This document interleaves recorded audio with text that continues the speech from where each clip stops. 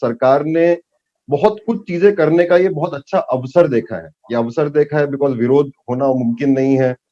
और सिर्फ ये गिरफ्तारियां नहीं, आप देखिए जो जैसे-जैसे कदम उठाए हैं जो नॉर्मल दिनों में मुमकिन नहीं थे, चाहे वो श्रम कानूनों को बदलना हो, चाहे वो बहुत सारे संस्थाओं का निजीकरण करना हो, एयरपोर्ट्स को बेच देना हो या फिर ये गिरफ्तारियां हो।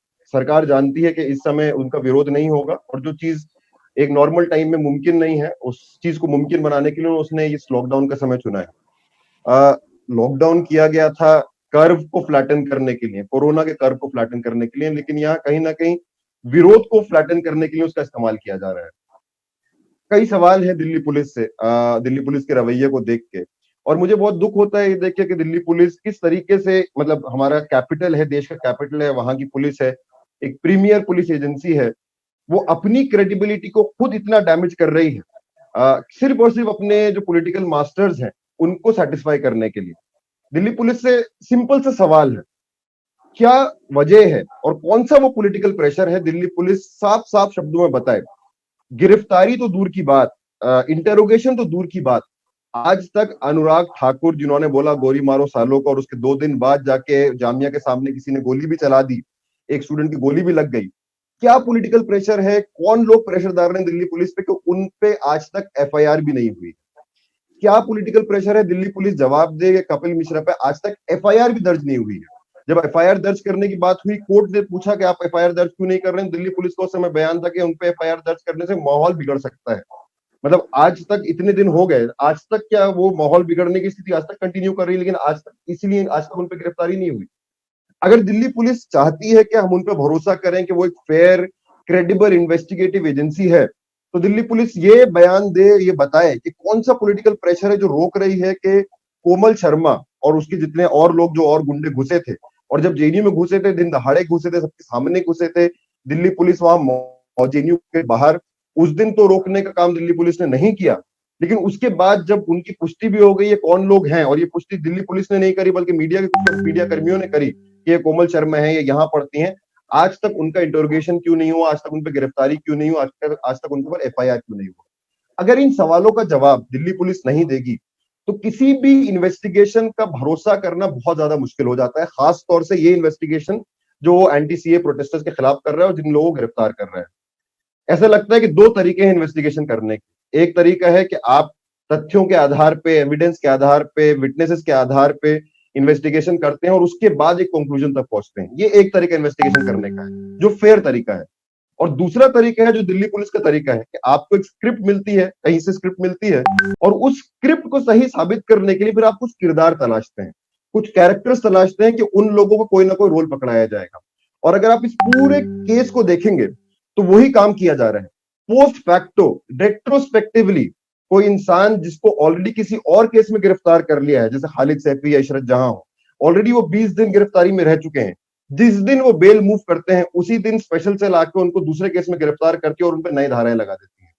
आसिफ इकबाल को या किसी और सपूरा जरगर को दूसरे एफआईआर में उनको अरेस्ट किया जाता है, जब उनको बेल मिलने वाली होती है, जो फिर से दिवांगना और नताशा का रिपीट हुआ, उनके ऊपर फ्रेश चार्जेस लगा दिए जाते हैं। ये बात मैं दावे के साथ कह सकता हूँ, सिर्फ पिछले 3 महीने या 4 महीना एंटी सीए प्रोटेस्ट के दौरान नहीं, बल्कि पूरे एक्टिविस्ट लाइफ में इन तमाम लोग जो 8-9 लोग गिरफ्तार हुए हैं, 9 लोग गिरफ्तार हुए जिनमें 5 महिला हैं जो कॉन्स्पिरेसी केस में जिनको गिरफ्तारी बताई जा रही है, इन लोगों ने कभी भी अपने एक्टिविज्म की लाइफ में, पब्लिक लाइफ में कभी भी हिंसा का समर्थन नहीं किया, कभी भी they have never advocated violence. Yes, they are students. Yes, they are activists. Yes, they have come out in protest. Yes, they have led movements. Yes, they have come out on the streets. But that coming out on the streets, जो सड़कों पे निकल कर आए, वो संविधान के दायरे में निकल कर आए आंदोलन करने के लिए, चाहे वो जेंडर जस्टिस के लिए हो, चाहे वो एजुकेशन के लिए हो। और अगर आप पिछले कुछ महीनों में देखेंगे, पिछले पिछले अक्टूबर से देखेंगे, तो एक के बाद एक दिल्ली पुलिस ने स्टूडेंट्स को ब्रूटलाइज किया है।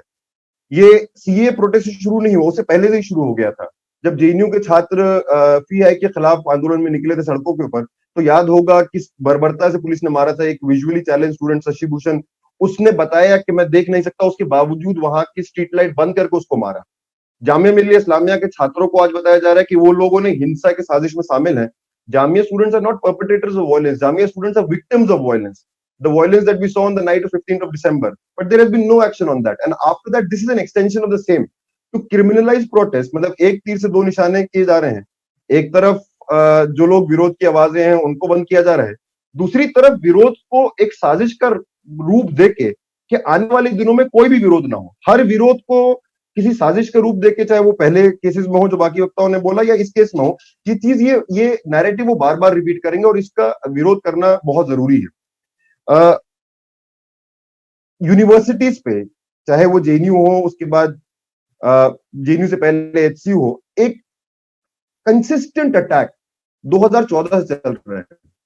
कैसी सरकार है जो अपने छात्रों के खिलाफ लड़ रही है, अपने नौजवानों के खिलाफ लड़ रही है, एक ऐसे दौर में जब शिक्षा पे, रोजगार पे, स्वास्थ्य पे इतना बड़ा हमला है, इतना कटौतियां करी जा रही है, उस वक्त में जब छात्र नौजवान इस पे सवाल उठाते हैं तो आप उन पे पूरा का पूरा स्टेट मशीनरी लगा देते हैं। मतलब कौन सी सरकार है जो अपना राजनीतिक विरोध, अपना बदला छात्रों पे निकालती है? अगर आपको राजनीति करनी है, अगर आपको कोरोना के दौर पे भी राजनीति करनी है, तो आपके जो पॉलिटिकल ऑपोजिशन है आप उससे राजनीति कीजिए।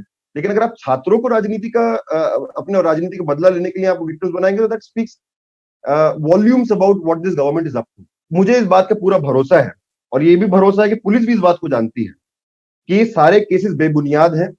These cases will not stand the test of scrutiny, will not stand scrutiny in court. जो नताशा और देवांगना का जो बेल पिटीशन था, जो मीडिया में रिपोर्ट आया, उस बेल पिटीशन को जब बेल मिला तो उस समय भी कोर्ट ने ये बात बोली कि इन लोगों ने सिर्फ विरोध किया, इन लोगों ने कोई हिंसा नहीं करी, उनको बेल मिल गया।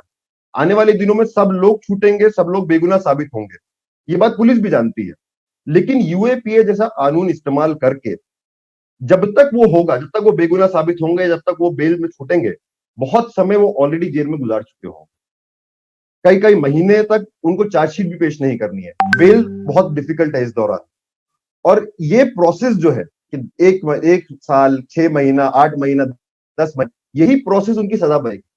आपने कुछ नहीं किया, आप पे इवेंचुअली आप निर्दोष भी साबित हो जाएंगे, लेकिन उसके बावजूद अगर आप इतना ज्यादा समय अगर आप जेल के पीछे बिताएंगे बिना बेल के, यही सजा होगी। और यही संदेश सरकार छात्रों को, नौजवानों को देश भर में देना चाहती है कि अगर हमारा विरोध करोगे तो उसकी सजा ये है। मैं मीडिया के कर्मियों से एक अपील करके अपनी बात को खत्म करूंगा, ये कोर्ट में साबित नहीं होंगे।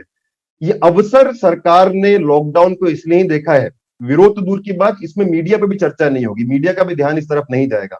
अगर मीडिया इन केसेस को देखे, इन केसेस को एग्जामिन करे, पुलिस के केसेस को एग्जामिन करे, मीडिया से मैं अपील करना चाहता हूं, आप सिर्फ पुलिस के वर्जन को ना चलाएं।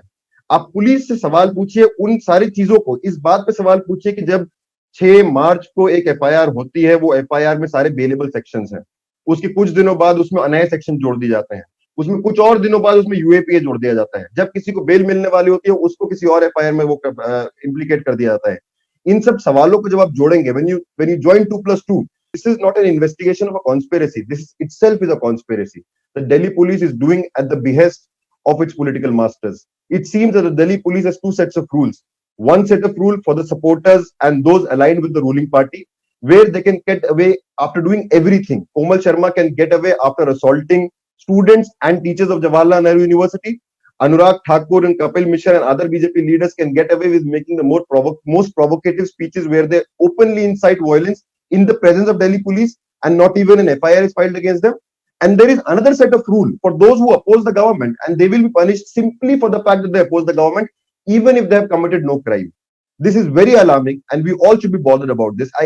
I sincerely appeal to the media.